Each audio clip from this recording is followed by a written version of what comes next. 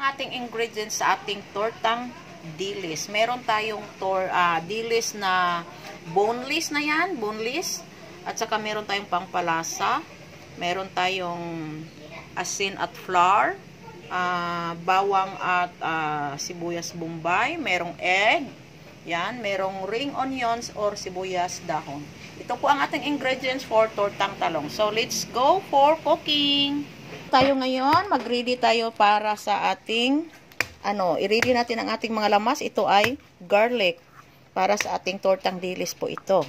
Yan. Natin ang kanyang mga balat-balat. Yan. I-slice natin ng pinong-pino ang ating papino-pino ang ating bawang. Mas maraming bawang, mas maraming lamas, mas malami, masarap. Kasi, mabango po ang ating torta pag marami tayong nilalagay na mga lamas-lamas dyan. Mabango kasi, masarap kainin. Yan. So, ngayon, ito na naman ang ating onion. Yan. Buong malaking onion, inubos natin para mas mabango. Nako, makakaiyak naman ang onion na ito. Kasi, ang ng anghang sa mata. Ay, nako. Ang ating onion. Yan, marami na yan. Yan. Ito na. At saka, ito, lagyan natin ito ng ating spring onion para mas mabango pag maraming lamas. Ako, anghang sa mata. Yan, ino. Ating mga ingredients na meron tayong mga lamas, ating dilis at egg at mga pampalasa, merong flour, asin. Yan ang ating ingredients. Yan, mag-ano na tayo ng egg. Yan, para maghalo-halo na. Yan. Ito yung kung ilang piraso ang egg na ilagay ninyo. As long maraming egg, masarap. Ihalo na natin ang ating mga lamas, bawang, sibuyas. Yan. Halo-halo na to. I-mix na natin lahat ang ating ingredients.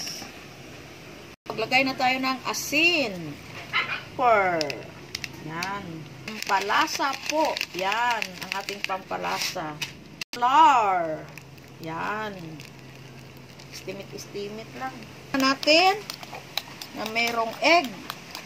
Yan. I-mix natin. Mikos-mikos natin. Mikos-mikos to the left. Mikos to the right. Mikos-mikos left and right. Yes. Mikos-mikos left and right. Yan. Halo-halo. Tapos, ang ating pinaka-ingredient natin, ang ating isda. Yan. Ang ating dilis. Masarap po ito, guys. Ang ating dilis. Yan. Mikos-mikos natin. Imikos-mikos. Yan. Para maghalo ang kanyang mga flavor, ma-absorb sa ating isda na dilis. Yan. Sarap ito. Sinong naka-try na nito? Sarap po ito. Nako. Ubos na naman ang bahaw nito. Ubos na naman ang bahaw natin. Ipa-crunchy natin ito, guys. Kasi gusto ng mga anak ko yung crunchy. Gan ko ng flour para mas malapot ang ating torta. Yan po. So, imikos-mikos natin. Yan. Para mas masarap siya pag iprito na natin. Yan. Ngayon ang ating lulutuin. Yan. Ito na, ready to cook na. Na tayo ng kalaha. Na tayo ng mantika. Yan. Tayo natin na kumulo yung mantika bago natin ilagay.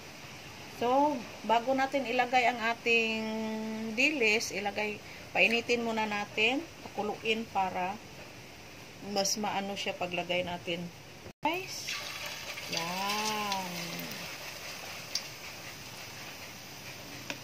Pili mo na.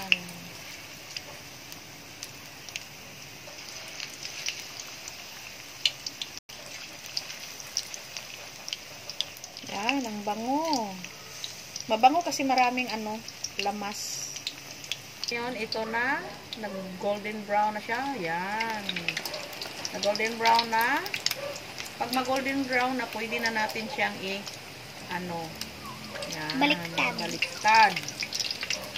Muta. Wow, ang bango. Kahumot. Kasi maraming wow. Hindi alang-alang pa yung... Yan, ito na siya guys. Nag-brown-brown na siya. Yan. Yan. Sarap na ang bango. Ating sausawan. Ginawa nating sausawan para sa ating... Ang ating sausawan para sa ating tortang dilis guys. Ang sarap. Yummy talaga. So, ito na po, luto na. Golden brown na siya. Yummy na kaya, guys. Very crunchy ito. Sarap na sarap. Yan. Ang slang naman. Sarap na po ito, guys. Wow. Yan. Magmumukbang na naman tayo nito. Ang ating tortang dilis na napakasarap, napaka-yummy. Yan, try muna natin ito. Halika na kayo. Yan na ang ating tortang dilis, guys. Napakasarap, napaka-crunchy po. Try na natin kumain ito. Yan, i-try nyo, guys. Let's eat. So, let's eat, guys. Meron tayong sausawan. Ito po ang ating sausawan na napaka-yummy po. At saka meron tayong fruits. Saging na saging ang ating fruits ngayon. Yan, fruits of the day. So, let's eat na. Try natin.